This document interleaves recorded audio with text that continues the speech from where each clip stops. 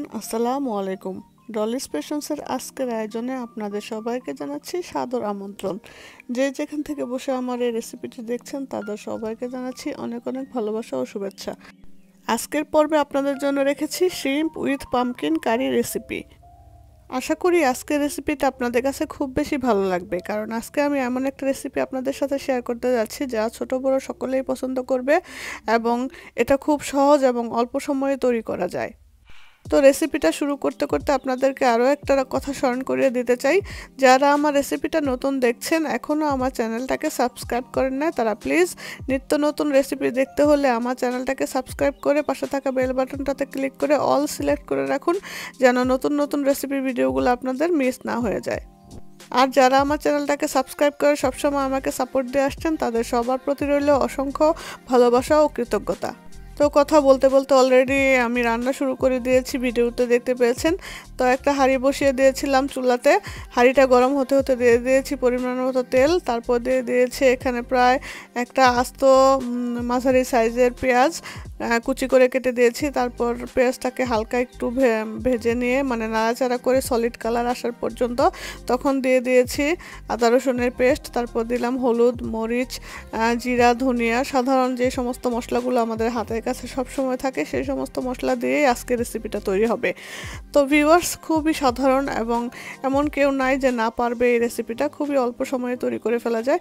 তো মশলাগুলো ভুনা হতে হতে আমি একটু পানিও দিয়ে দিয়েছি, পানিটা দিলে মশলার মধ্যে থেকে কাঁচা কাঁচা যে একটা র ফ্লেভার থাকে সেটা চলে যাবে। তো যখনই তেলগুলো উপরে ভেসে উঠবে, মশলাটা ভুনা ভুনা হয়ে কালারটা চেঞ্জ হয়ে আসবে, তখনই আমি এখানে শ্রিম্পগুলো দিয়ে দিব। আমাদের এখানে নানা রকমের শ্রিম্প পাওয়া যায়। তো আমি যে শ্রিম্পগুলো কিনেছি এটা আমি চাইনিজ দোকান থেকে কিনেছি। তো এটার মধ্যে মাথা মানে সংযুক্ত ছিল। তো মাথার অংশগুলোকে যে কাটাগুলো বেছে নিয়েছি, আমি বেছে নিয়ে তারপর ওগুলোকে বাংলাদেশি স্টাইলে একটু ব্লেন্ড করে নিয়েছি। এখানে তো বাটাবাটি করতে সময় লাগবে, তো আমি ওগুলোকে ব্লেন্ড করে ওখান থেকে যে লিকুইডটা এসেছে সেই পানিটাকে আমি ছেঁকে এই ভুনা করা মাছের মধ্যে দিয়ে দিয়েছি, যেন এটার ফ্লেভারটা খুবই মানে অথেন্টিক হয়। এই জন্য অনেকে আবার এই কাটাগুলোকে বেটে নেয়, বাট আমি বাটাবাটি ঝামেলাতে যাই নাই, জাস্ট আমি একটু ব্লেন্ড করে ওটাকে ছেঁকে নিয়েছি স্ট্রেনার দিয়ে। তো এই লিকুইডটা দিয়ে মাছটাকে একটু ভুনা ভুনা করে নিচ্ছি, এক্সট্রা আর কোনো পানি অ্যাড করতে হয়নি। এই তো ভিডিওতে আপনারা দেখতে পাচ্ছেন মাছ ভুনা ভুনা হতে হতে এখানে পর্যাপ্ত পরিমাণ পানিরও সঞ্চার হয়েছে, কারণ কিছুটা পানি মাছ থেকে উঠে এসেছে আর বাকি পানিগুলো তো আমরা যে কাঁটাগুলো ছেঁকে নিয়েছি সেখান থেকে। তো মাছটা ভুনা ভুনা হওয়ার পর তেলগুলো যখন উপরে ভেসে উঠবে তখনই আমরা কেটে রাখা পাম্পকিনগুলো দিয়ে দিব। তো এই পাম্পকিনগুলো আমি একটু বড় সাইজ করে কেটেছি, আপনারা আপনাদের পছন্দ মতো কাটবেন। আমি একটু বড় বড় সাইজ করে কেটেছি যেন মানে পাম্পকিনগুলো ভেঙে না যায়। আর এখানে তো বিভিন্ন রকমের পাম্পকিন পাওয়া যায়, এই পাম্পকিনগুলো একটু আঠালো, খুবই সুস্বাদু খেতে এবং মিষ্টিও। তো এই তো আমি এইভাবে দিয়ে দিলাম পাম্পকিনগুলো দিয়ে, তারপর আমি একটু পর্যাপ্ত পরিমাণে পানি দিয়ে দিয়েছি। আমার তরকারি মানে আমার সবজির পরিমাণের উপর ভিত্তি করে আমি পানিটা দিয়েছি, এমন পরিমাণে পানি দিয়েছি যেন এক্সট্রা বেশি পানি না থাকে, কারণ বেশি পানি হয়ে গেলে দেখা যাবে যে কুমড়াগুলো মানে পাম্পকিনগুলো বেশি গলে যাবে। তো আমি এরকমভাবেই রেখেছি পানি, যাতে পাম্পকিনগুলো গলে না যায়।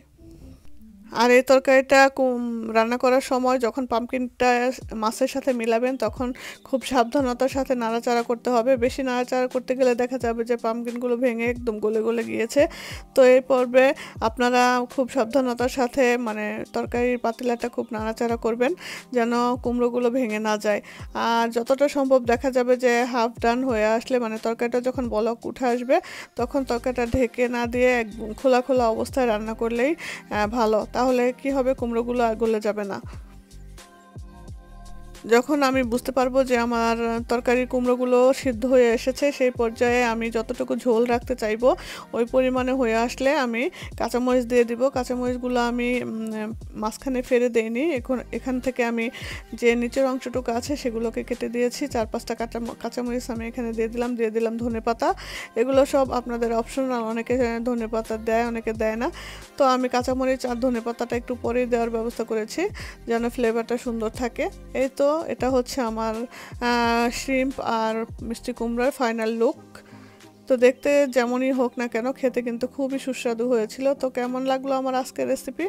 যদি ভালো লেগে থাকে আমার আজকের এই pumpkin and shrimp curry recipe, তাহলে অবশ্যই লাইক কমেন্ট শেয়ার করে আমার চ্যানেলটাকে সাবস্ক্রাইব করে রাখবেন এবং পাশে থাকা বেল বাটনটাতে ক্লিক করে অল সিলেক্ট করে রাখবেন। যখনই আমি নতুন কোনো রেসিপি শেয়ার করব তখনই নোটিফিকেশন পৌঁছে যাবে আপনাদের মোবাইলে সবার আগে।